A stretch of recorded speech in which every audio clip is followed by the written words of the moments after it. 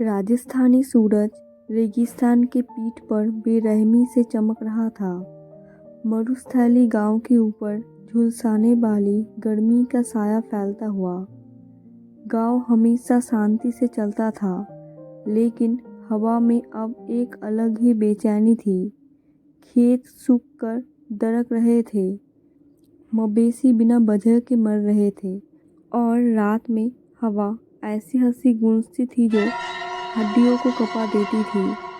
पंडित सत्यनारायण, गांव के मुखिया, जानते थे कि ये कोई साधारण बात नहीं है। वे गांव की रक्षा के लिए कालिदास, एक ख्याति प्राप्त तांत्रिक को बुलाते हैं। कालिदास की भेदिक निगाहें गांव को टटोलती है। सूखे कुएं से निकलती अजीब सी गंध का पीछा करते हुए वे एक भयानक दृश्य से रूबरू होता है। कुएं में ढेर पर ढेर मानव हड्डियां। गांव में दहशत फैल जाती है। पंडित का मानना है कि गांव पर चुड़ैल का साया है, लेकिन कालिदास को शक है कि मामला इससे कई गहरा है। उसकी जांच उन्हें गांव के बाहरी इलाके में एक भयानक गुफा तक ले जाती है। अंदर का दृश्य और भी खौफनाक था। खोपड़ियों से बना एक सिंहासन, हड्डियों से जड़े हुए तांत्रिक यंत्र और हवा में खून की गंध घुली हुई। तभी एक काला आकृति गुफा में घुसती है। भैरवनाथ, एक अघोरी जिसकी आंखों में एक क्रूरता झलकती है।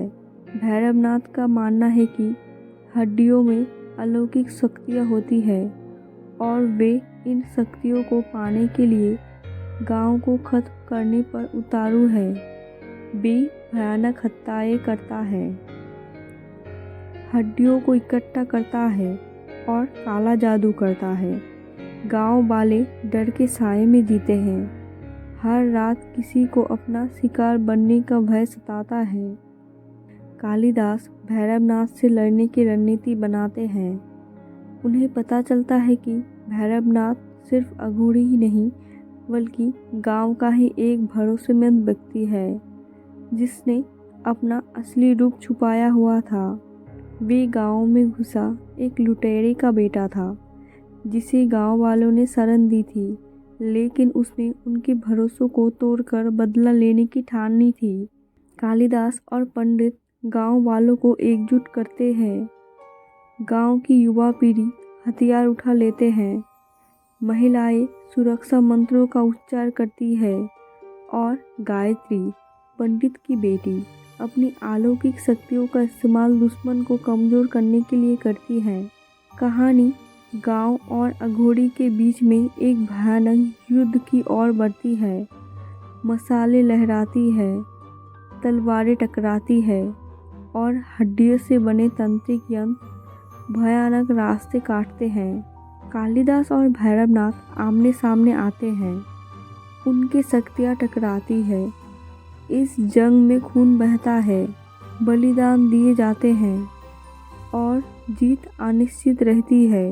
गायत्री को एक प्राचीन श्लोक मिलता है जो भैरवनाथ को हराने का तरीका बताता है। गायत्री प्राचीन श्लोक का अर्थ समझती है। यह बताते हैं कि भैरवनाथ की शक्तियाँ हड्डियों से मिलती है और यह कोई इन हड्डियों को पवित्र जल से शुद्ध कर दे तो उसकी शक्ति कम हो जाएगी।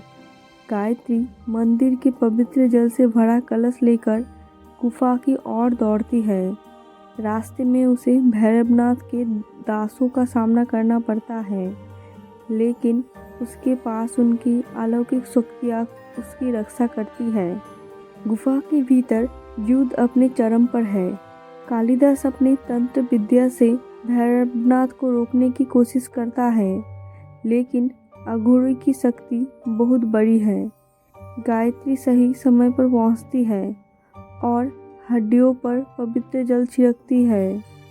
हड्डियां चमक उठती है और खौफनाक चीख निकलती है। भैरवनाथ की शक्ति कम हो जाती है। उसका गुस्सा बेकाबू हो जाता है। कालिदास इस मौके का फायदा उठाता है। वे एक शक्तिशाली मंत्र का उच्चार करता है, जिससे गुफा कांप उठती है और छत गिरने लगती है। भैरवनाथ अपनी अंतिम इच्छा से कालिदास पर हमला करता है, लेकिन गायत्री हस्तक्षेप करती है और भैरवनाथ को गुफा के गिरते मलबे में धकेल देती है। गुफा ढह जाती है।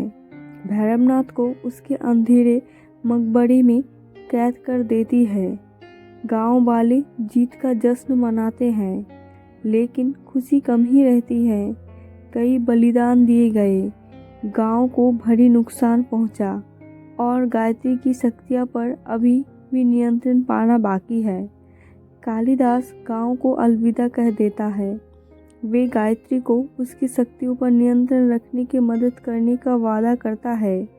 गायत्री अपने पिता और गांव वाले के साथ जिंदगी को फिर से पटरी पर लाने की कोशिश करते हैं, लेकिन उसके दिलों में एक भय हमेशा बना रहता है, जो अब भी रहस्य और खतरों से भरा हुआ है। रेत के नीचे दबी गुफा में भैरवनाथ जीवित है, गुस्से से भरकर बदला लेने की कसम खाते हुए। हड्डियां अभी फुसफुसाती है। मुझे उम्मीद है कि आपको यह कहानी पसंद आई होगी। लाइक एंड सब्सक्राइब करके मेरा हौसला बढ़ाएं। Thank you.